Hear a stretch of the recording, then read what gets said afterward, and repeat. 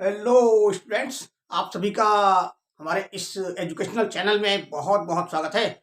और आज की जो वीडियो है वो आपको एनसीईआरटी मैथमेटिक्स क्लास 8 एक्सरसाइज 2.2 के कुछ क्वेश्चंस को लेकर होने जा रही है। उनके इसमें हल बताए जा रहे हैं। तो जैसे कि क्वेश्चन नंबर देखिए 4, क्वेश्चन नंबर 5, क्वेश्चन नंबर 6 को ले रहे हैं हम यहाँ पर। इनका हल पहले से लगा के रख ले रहे हैं जिससे कि मतलब वीडियो ज़्यादा लंबी ना हो। तो क्वेश्चन नंबर 4 को लेते हैं। जैसे दो संख्याओं का योग 95 है यदि एक संख्या दूसरी से 15 अधिक है तो संख्याएं ज्ञात कीजिए। तो और दूसरा क्वेश्चन देखिए क्वेश्चन नंबर 5 है, दो संख्याओं में अनुपात 5:3 है यदि अब उनमें अंतर 18 है तो संख्याएं ज्ञात कीजिए। और तीसरा है क्वेश्चन नंबर 6, तीन लगातार पूर्णांकों का योग 51 है तो पूर्णांक ज्ञात कीजिए। तो चलिए क्वेश्चन नंबर 4 का हल देखते हैं यहाँ पर। तो जैसे कि दो संख्याओं का योग दिया हुआ है, संख्याएं नहीं दे रखी है इसमें, तो क्या होता है कि इस तरह के क्वेश्चंस को करने के लिए हमको एक चर राशि लेना पड़ता है, और इसको ये चर राशि में इसका सोल्यूशन इसका जो है हम ढूंढते हैं, इसका हल देखते हैं। तो जैसे कि वन वेरिएबल में तो यहाँ पर देखिए क्या है कि यदि एक संख्या दूसरी संख्या से 15 अधिक है तो यहाँ जो शर्त दे रखी होती है उसको पहचानते हैं। पहले तो क्या शर्त देखे, दूसरी संख्या से 15 अधिक है पहली संख्या, तो जिससे अधिक है उसके लिए हम एक चर राशि ले लेते हैं, एक वेरिएबल ले लेते हैं। अब वो वेरिएबल चाहे एक्स वाई जेड एबीसी कुछ भी हो सकता है, तो उसको लेकर के उसका हल निकालते हैं। तो चलिए देखते हैं क्वेश्चन नंबर 4 का हल। तो इसमें एक वेरिएबल मान लेते हैं, जैसे कि देखिए जो शर्त जो है पहचानते हैं। पहले तो शर्त जिसको लेकर के संख्या को बताया जाता है दूसरी संख्या को,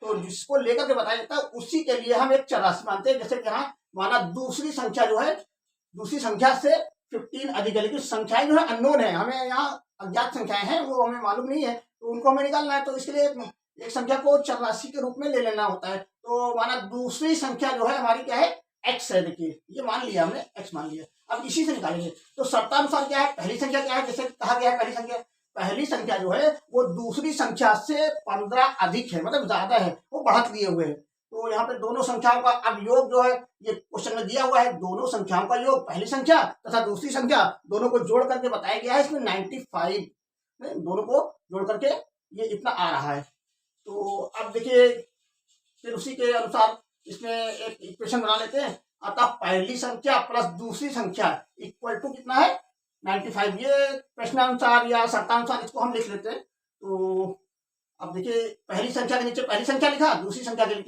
नीचे दूसरी संख्या लिख करके उसको इक्वल टू 95 के कर देंगे। कैसे, देखिए यह पहली संख्या हमारी क्या हुई, जैसा कि यहाँ पे शर्त में दे रखा है, ये तो दूसरी संख्या हो गई एक्स, और पहली संख्या हुई हमारी एक्स प्लस 15। इसमें जोड़ करके जो कि यहाँ दिया हुआ है एक संख्या दूसरी संख्या से 15 अधिक है, तो वही 15 अधिक यहाँ हमको ले लेना है, एक्स प्लस 15। तो पहली संख्या हमारी हो गई एक्स प्लस 15, और इसमें जोड़ दिए दूसरी संख्या के नीचे हम लिख दिए एक्स, वो हमारी है ये एक्स, और इक्वल टू 95 कर दिए।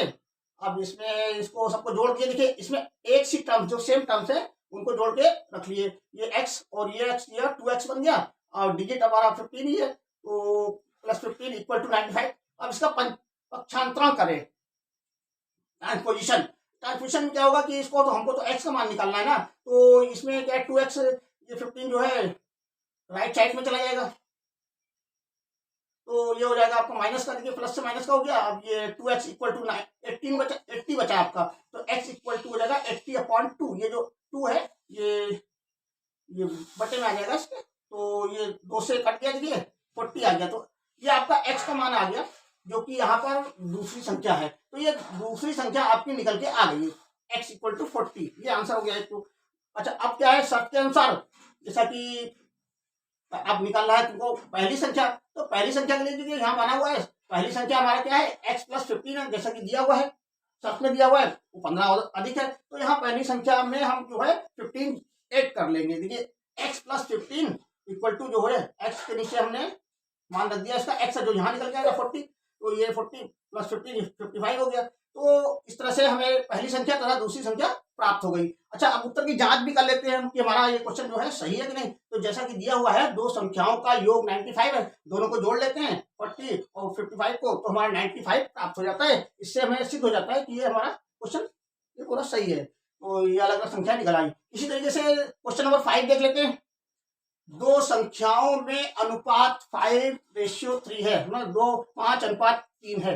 यदि उनमें अंतर 18 है तो संख्या ज्ञात कीजिए। इसमें दो शर्तें दे रखी है। दो संख्याओं में अनुपात, अनुपात क्या होता है? रेशियो होता है, ये एक भाग होता है। जैसे पहली संख्या 5 भाग है, दूसरी संख्या जो है 3 भाग है।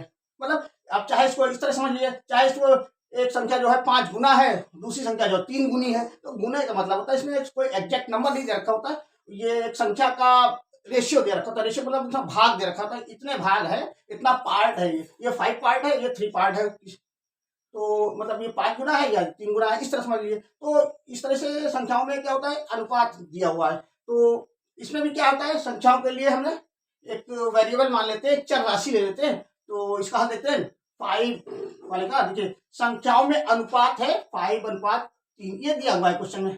अतः माना पहली संख्या, अब इसके लिए हम इसमें क्या है, ये जो गुना है ये भाग है, पार्ट है चूंकि, तो ये x का ही पार्ट है ना। कोई संख्या मान लेते हैं x इसमें, या x y z कुछ भी मान लेते हैं। तो अब जब x मान लिया, इसके लिए एक चर राशि ले लिया, तो ये 5x हो गया। पहली संख्या आपकी 5x हो गई और दूसरी संख्या जो हो गई आपकी 3x हो गई।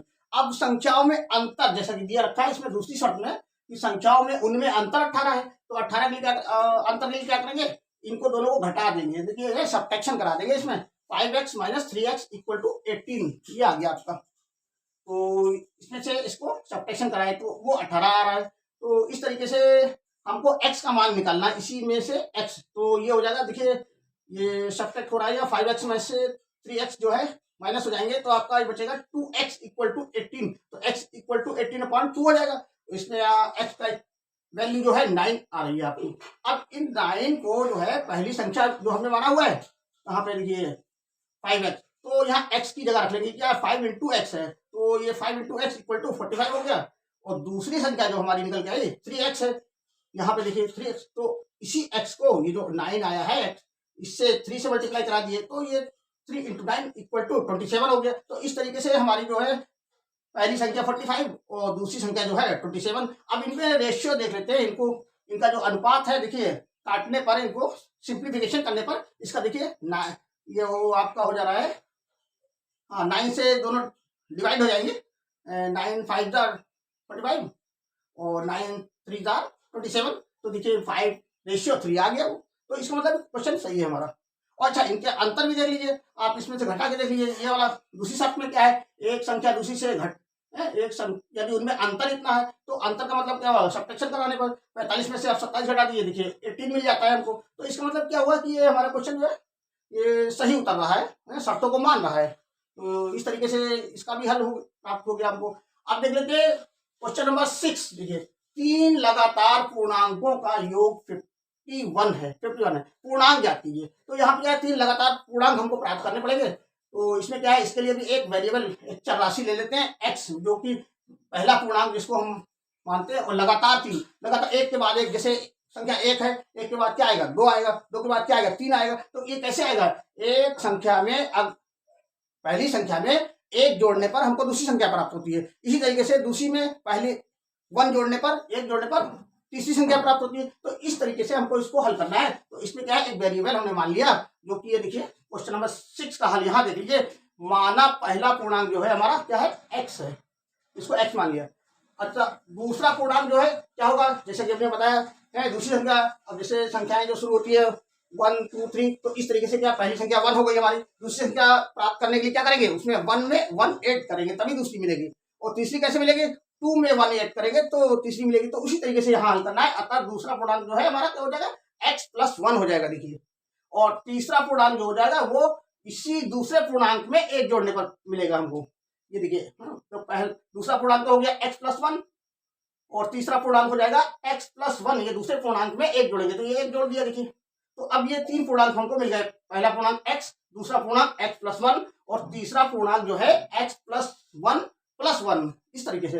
तो अब शर्तानुसार क्या है? तीनों पूर्णांकों को लगातार जोड़ने पर, देखो लिखा हुआ है 3 लगातार पूर्णांकों का योग। इनको हम तीनों को लगातार जोड़ लेते हैं। तीनों पूर्णांक जो है बगल बगल लगातार हैं, इसमें कोई गैप नहीं है, गैपिंग नहीं है। जैसे 1 है, 1 के बाद 2 है, 2 के बाद 3 है। ये तीनों पूर्णांक जो जुड़ेंगे तो ये कितना आ रहा है? 51 इसका टोटल आ रहा है। ये तो यहाँ पे देखिए तीनों पूर्णांक जोड़ लिए गए, x plus 1 plus x plus 1 plus 1 इस तरीके से इक्वल टू 51 कर दिया। अब इसको ब्रैकेट हटा दिए हमने, ब्रैकेट हटा के खोल दिए, तो ये x प्लस एक्स आ जाएगा प्लस 1 प्लस एक्स प्लस 1 और प्लस 1। तो यहाँ पे देखिए सेम टर्म्स को हम ऐड कर लेंगे। तो सेम टर्म्स कौन सी है हमारी, x है, ये वाली x है, ये वाली x है, निशान लगा लिए, तो ये 3x बन जाए, तो 3x यहाँ लिख लिए। अब डिजिट जोड़ लिए, डिजिट क्या है 1 है, फिर एक 1 है, तो ये 1 3 टाइम्स 1 है, तो ये 3 हो गया आपका। तो ये 3x प्लस 3 इक्वल टू 51 के हो रहा है। तो अब इसमें भी वही पक्षांतर करेंगे, तो 3x क्योंकि हमको x का मान निकालना है, तो x का मान निकालने के लिए ये पक्षांतर किए इसका 3 का, तो 3 को हम राइट साइड में ले जाते हैं, तो ये हमारा हो जाता है 3x equal to 51 minus 3 equal to 48। ये 51 में से 3 निकालेंगे तो 48 बचेगा, तो x इक्वल टू हमारा आएगा 48/3। तो 3 से इसको जैसे यहाँ किए थे, ये इसी तरीके से यहाँ भी इसको डिवाइड कर देंगे 3 से, तो ये आपका 16 आ रहा है। देखिए तो हमको क्या मिल गया, ये x मिल गया पहले ही पूर्णांक, ये लगातार पूर्णांकों में से पहला पूर्णांक जो है, पहली संख्या कहिए चाहे पूर्णांक कहिए उसको, ये पहली संख्या हमको, ये पहला पूर्णांक हमको मिल गया, ये जो कि हमारा है 16। अब इसी शर्त के अनुसार देखिए यहाँ माना हुआ है, ये दूसरी संख्या क्या है हमारी, दूसरी संख्या हमारी ये है x प्लस 1, तो यहाँ x प्लस 1 ये 16 में 1 ऐड कर दिए, जोड़ दिए, तो ये हमारा 17 प्राप्त हो गया, एक दूसरा कुछ आंसर मिल गया। इसी तरीके से तीसरी पूर्णांक जो है, ये देखिए तीसरा पूर्णांक हमारा क्या है x प्लस 1, दूसरे पूर्णांक में एक जोड़ने पर, तो तीसरा पूर्णांक जो है हमारा ये हो जाएगा x प्लस 1 प्लस 1, तो x प्लस 1 हमारा यहाँ प्राप्त हो ही गया 17, चाहे 17 इकट्ठा लिख लीजिए, चाहे इसमें इस तरह लिख लीजिए, 16 ये हो गया, ये 1 हो गया आपका, फिर ये 1 हो गया, तो ये 18 प्राप्त हो गया हमको।